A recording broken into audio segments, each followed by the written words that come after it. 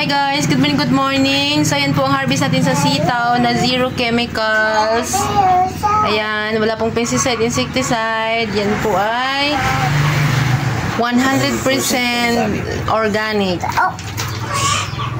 Yan, wala po yung synthetic, pero meron po yung paupo na organic materials at syempre yung ating microbial inoculant, tas soil conditioner, decomposer.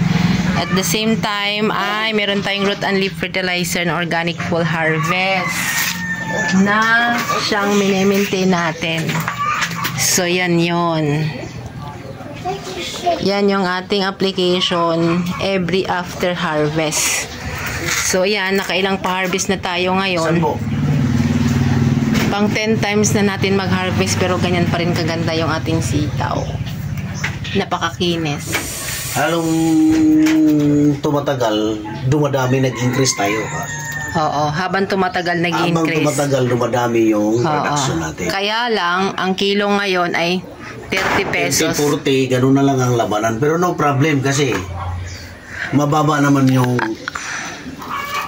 gastos na. Wala naman tayong ni-spraying lason. Pangalawa, na pagtagumpayan natin ang zero chemicals. Sa pamamagitan yan guys ng ating organic full harvest. At ito din guys. Ayan. Si organic full harvest microbial inoculant, ginamit natin siya as pandilig doon sa lupa, no? At ginagamit din siya as spray. Pero since wala kaming chemicals, so wala kaming problema sa insekto. Dahil doon pa lang sa lupa, tinitreat na nito.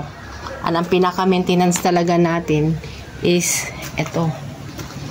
Yung ating every after harvest, organic full harvest, root and leaf fertilizer. May mga tamang technique dyan guys, paano natin makuha yung zero chemicals. No? So sa mga nais po mag-harvest ng zero chemicals, ay una po natin concern, dapat po meron tayong organic materials na paupo para po consistent yung naibibigay na nutrients ng lupa. Ano po? So organic materials, ibig sabihin materials pa lang siya. Ang magbubulok po sa kanya, ito. So organic full harvest microbial inoculant, soil conditioner, at ang ating decomposer, rapidly decompose, no?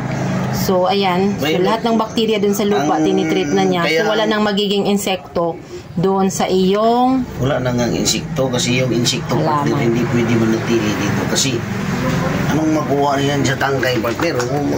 Grabe ang tigas niyan. Yan ang napulak titira eh. Diyan sila mag-umpisa hanggang papunta doon sa baba. Hindi sila pwede dito sa baba papunta sa taas. Dito kasi nandito yung puso, na ganyan siya partner eh. Na ganyan yung sayon, nandito yun siya sa gitna.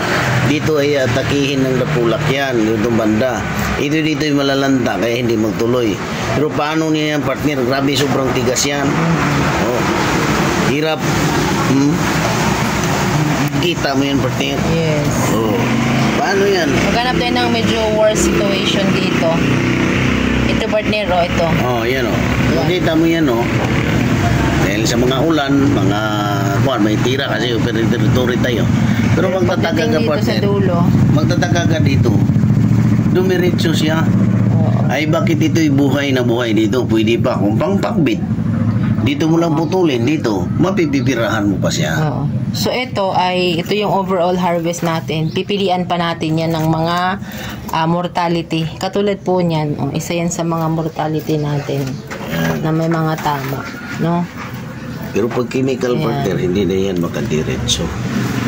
Malilinis, makikinis yung ating, at napakasarap niyan guys dahil manamis-namis. Lahat ng halos ng bumili niyan ay yun ang comment nila, manamis-namis ang ating sitaw na walang lason, walang pataba na synthetic, walang insecticide. Ayan. So yan lang yung pipiliin natin, yung mga ganito. Ayan, mga ganyan. Mga ilan-ilan lang, ilang percent lang yung makukuha natin ng mortality dyan. So sa mga magnanais po natin na gumamit ng organic full harvest, ay message lang po kayo. Pero please, unawain po natin. Kailangan po natin mag-add on. Tulungan po natin yung lupa. kailangan natin mag-add on ng organic materials, mag-compost po tayo. Ugaliin po natin na magtabi ng mga basura na nabubulok, kalaunan dumadami sila, dadagdagan na lang natin sa ibang pangangailangan para magiging lupa siya at siyang pagkain ng ating halaman. Dahil sa pamamagitan ng ating organic full harvest ay mabubulok siya mabilis, rapidly decompose ang mangyayari. Dahil yung mga microorganism na meron dito, ayan, si Bacillus licheniformis at saka si Subtilis at saka si Subtilis licheniformis at saka si Bacillus.